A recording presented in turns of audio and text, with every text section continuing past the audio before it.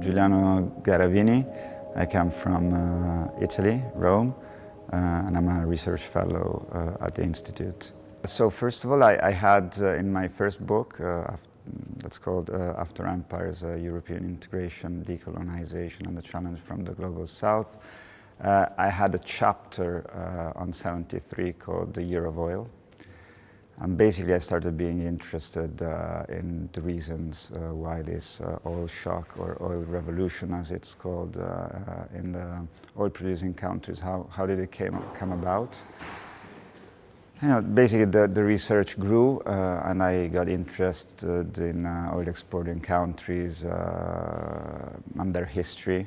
And then from there I discovered that there was no specific book written by an historian on the history of petrostates and in particular of OPEC, the Organization of the Petroleum Exporting Countries.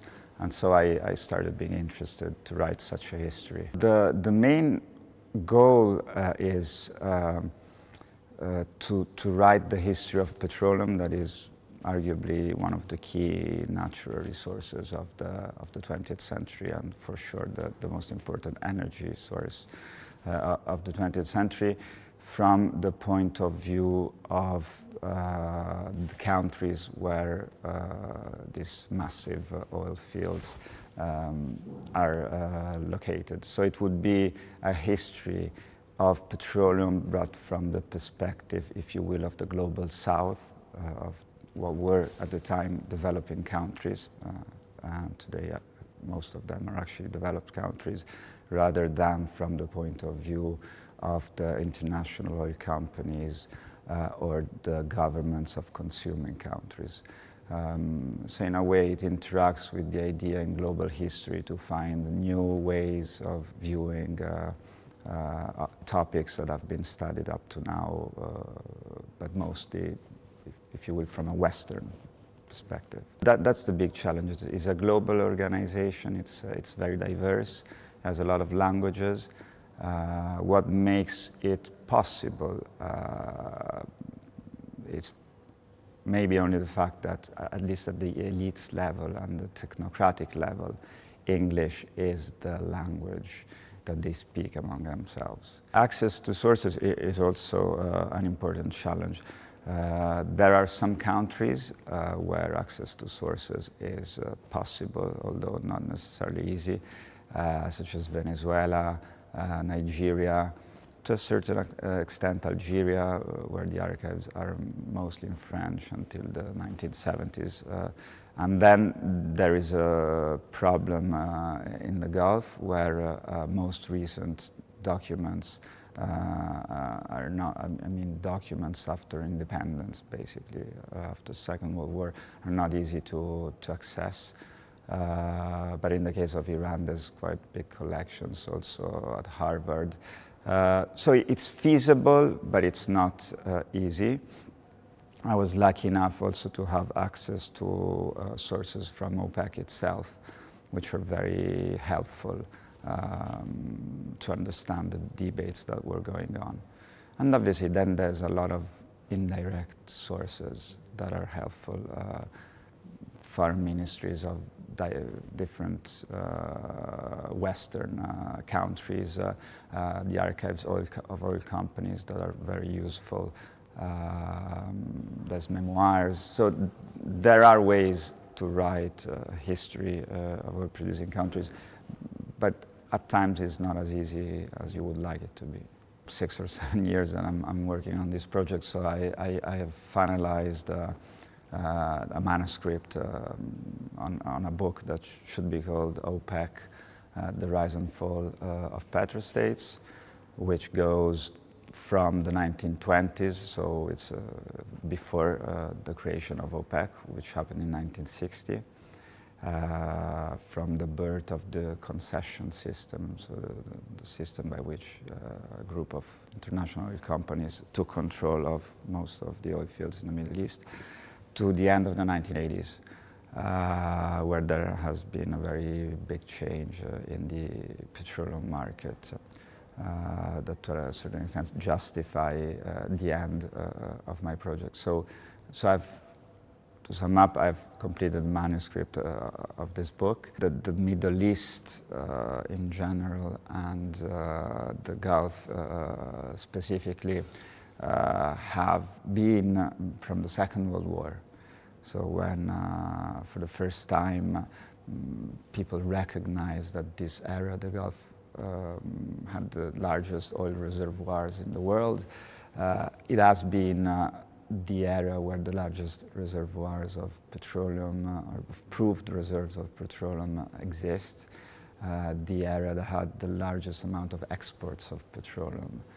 And also, in a way, if you want to use geopolitical terms, it's one of the choke points is considered in the trade of petroleum. The Strait of Hormuz in particular is considered a very sensitive area in terms of trading petroleum. So it's hugely important in the petroleum trade, and also it's the region, arguably is one of the regions that has been more unstable in terms of both relationship among oil-producing countries. Think about the war between Iraq and Iran, or the tensions now between some Arab Gulf countries and Iran. But at the same time has been an area where there's been a strong interest from Western countries. So it's an area that is hugely important for the history of petroleum. At the same time, has benefited and profited very much from the growth of the petroleum industry, but has also been very unstable in political and military terms.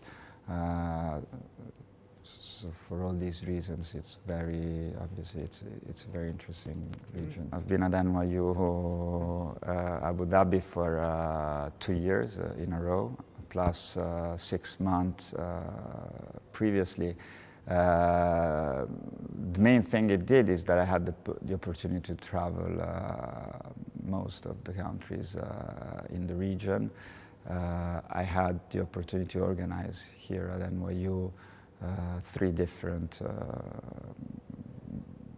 seminars, 2 seminars and 1 conference, which I guess brought together people with whom I'm still working. And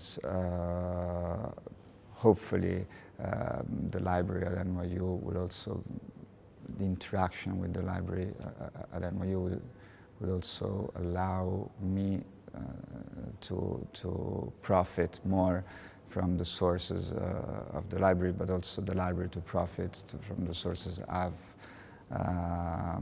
collected in the course of my research.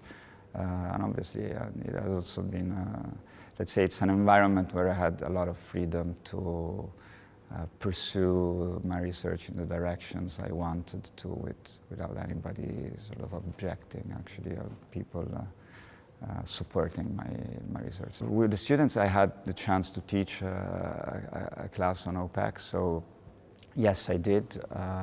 It's a very diverse group of students, and in a way it's at the same time a challenge, but it's also fun to teach to them.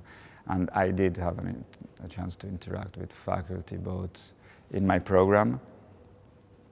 I learned, I think, quite a lot on topics I wasn't aware of. So both in my program and in general, mainly with the faculty in the humanities and social sciences, which has been good. Some of them were involved in my seminars and conferences, and hopefully it was beneficial to both. The main ideas I want to come out from the book is that this is a history of petroleum the way you're not used to you have not been used to have been told the history of petroleum, that this is a history from the point of view of the landlords, so the countries that own the land over which petroleum is produced, And it's a history of rentier states, so a country that grow over a rent, and it's not something normally people like, but rent has been very beneficial to them. And so in general terms, I would like it to sound as being a history of petroleum from an entirely different point of view to the one you're used to.